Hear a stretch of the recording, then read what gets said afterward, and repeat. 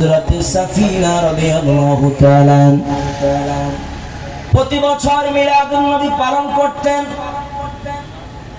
যেহেতু আমার নবীজি নূরানী জবান মুবারকে বলেছেন, ইয়াউমা উলিদতু সাওমিল ইসনাইনি, আমি রাসূল রোজ সোমবারে দুনিয়ার জমিনে আগমন করেছি এবং আমি রাসূল সাওমিল ইসনাইনি প্রতি সোমবার রোজা রাখি। এই জন্য কারণ সোমবার দিন আমি রাসূলের পাক দুনিয়ার জমিনে আগমন করেছি।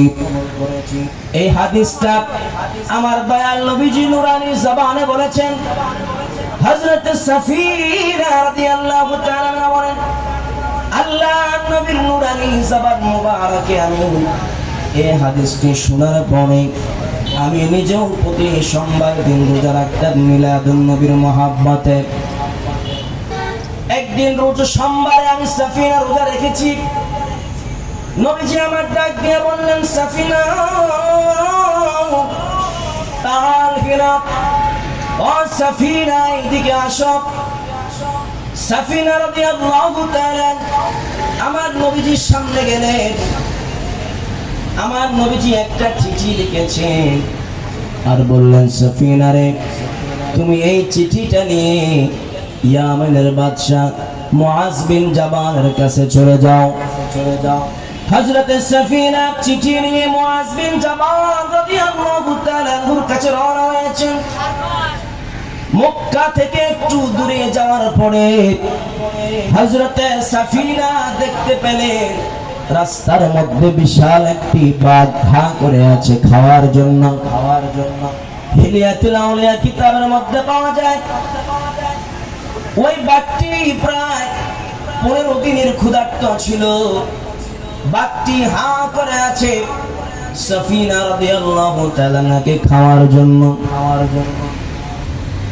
তিনি ভয় পেয়ে গেলেন আর নবীজির মহব্বতে চিৎকার দিলেন, ইয়া রাসূলুল্লাহ উনজুর হালানা, ইয়া হাবিবাল্লাহ ইসমা কালানা। ইয়া রাসূলুল্লাহ, আপনি আমার অবস্থান তো দেখতে পাচ্ছেন, একটু আমার দিকে দৃষ্টিপাত করুন।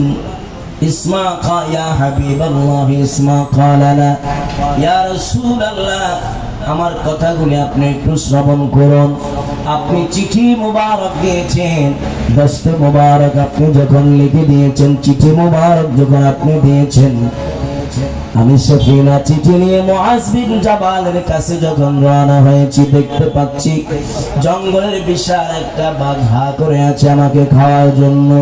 ইয়া রাসূলুল্লাহ, হুজুর গো, আমি এখন কি করব, আপনি আমাকে একটু রক্ষা করেন।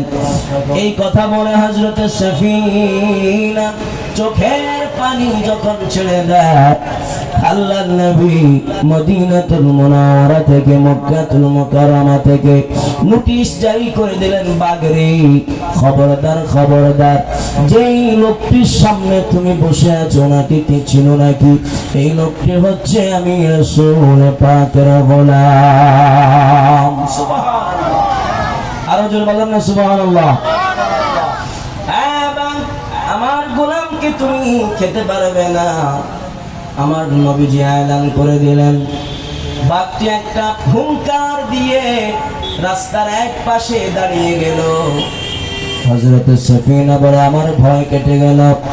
আমি চলে গেলাম ইয়ামেনের মধ্যে মুআজ বিন জাবালের কাছে।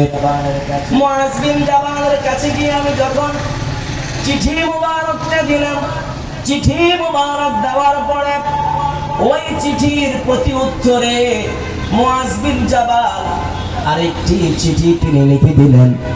ওই চিঠিটা নিয়ে যখন আমি ইয়ামেন থেকে যখন আসতেছিলাম, ওই যে জায়গার মধ্যে আমি বিশাল একটা বাঘ দেখেছি, ওই জায়গার মধ্যে ওই বাঘটিকে আমি আবারও হা করে বসে থাকতে দেখেছি। আমি ভয় পেয়ে গেলাম, আমি ভীত সন্ত্রস্ত হয়ে গেলাম। আবার ডাক দিলাম, ইয়া রাসূলুল্লাহ উনজুর হালানা, ইয়া হাবিবাল্লাহ ইসমা কালানা।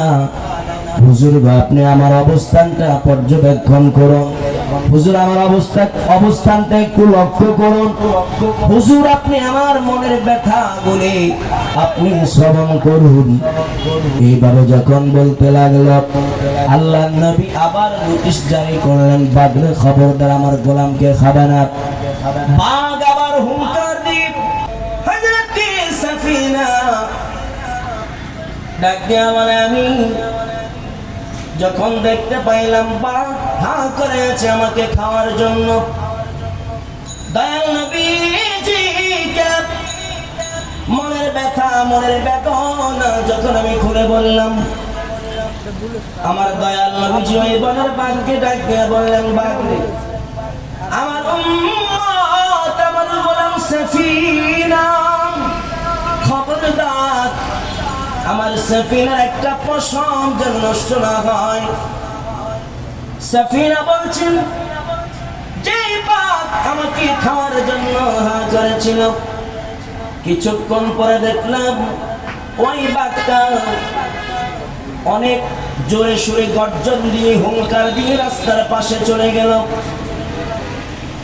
মুআজ বিন জাবালের চিঠি নিয়ে আমি সাফিনা যখন দয়াল নবীজির নুরানি দরবারে চলে গেলাম, রহমতের দরজায় যখন চলে গেলাম, আমার দয়াল নবীজি আমাকে দেখে তাবাসসুম মুস্কি মুস্কি হাসতেছিলেন।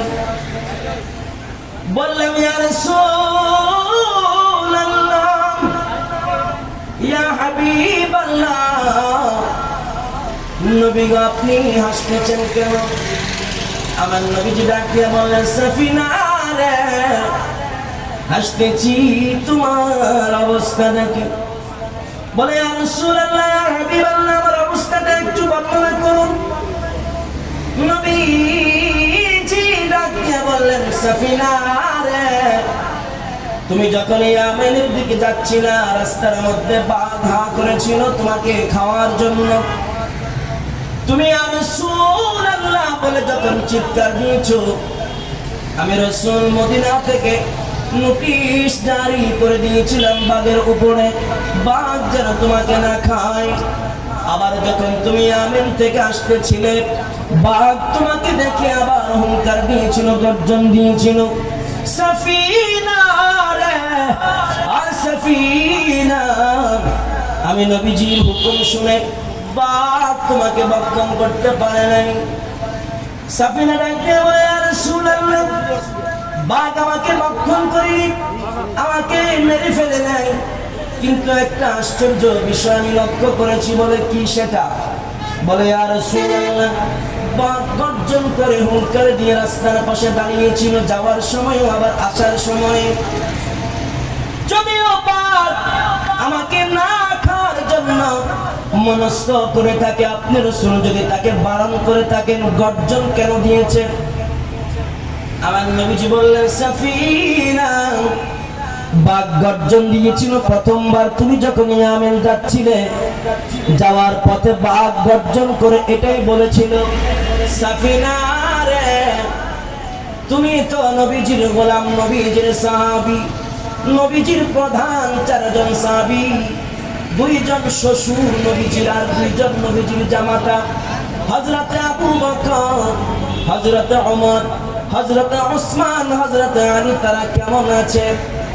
সাফিনা রে, বাঘ এটা তোমার কাছ থেকে জানতে চেয়েছে। আবার যখন তুমি ইয়ামেন থেকে মুআজ বিন জাবালের চিঠি নিয়ে যখন আসতেছিলে, বাঘ আবারও গর্জন করেছে। অর্থাৎ এই গর্জন দিয়ে বাঘ বলতে চেয়েছে, বলেছে, সাফিনা রে, তুমি তো যাচ্ছ মদিনাতুল মুনাওয়ারায়, ও সাফিনা, নবীজির সাহাবী আবু বকর, ওমর, ওসমান, আলীকে আমি বাঘের পক্ষ থেকে সালাম জানাইও।